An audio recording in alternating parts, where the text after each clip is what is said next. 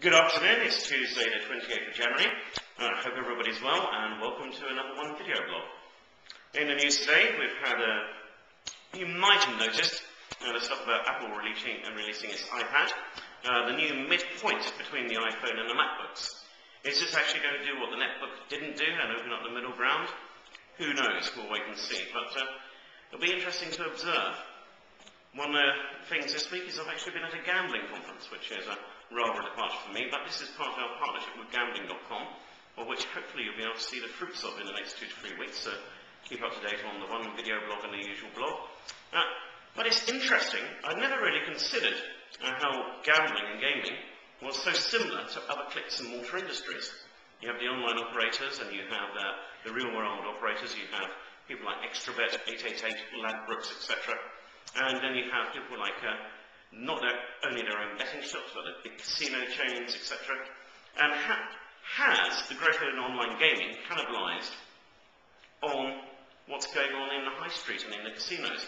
Well, according to the conference, no. The growth in online gaming has actually brought new people into the market.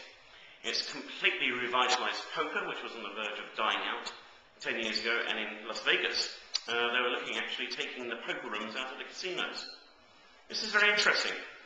Gaming, gambling, online, call it what you will, looks to place itself as a form of online entertainment rather than as how many other people see it. And I think that's true. Gambling within limits is entertaining. You have to know your limits, not just as when you're doing other activities like drinking, etc. But legislating against online seems foolish. It's something which people should be allowed to do. What I find fascinating about this, though, is if this has worked in gambling, what other services could it operate in? Is it an example that by making this available, you're actually bringing in a much longer tail of consumers rather than just a fat head of the ones who happen to be in the betting shops and casinos? I think that's the case, and I think this is what we're actually seeing by the availability of more and more products and services online. Gambling is interesting because of the limited product range, so we'll have to wait and see what happens there. But this has actually been spurring the growth of the industry. Online gambling has continued to grow, whilst gaming in the real world has stagnated or fallen.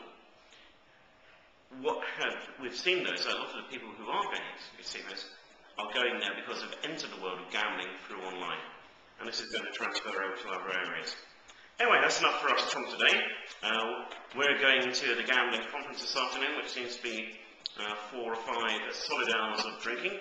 So the next video blog will be once we've had the liver transplants. See you next week.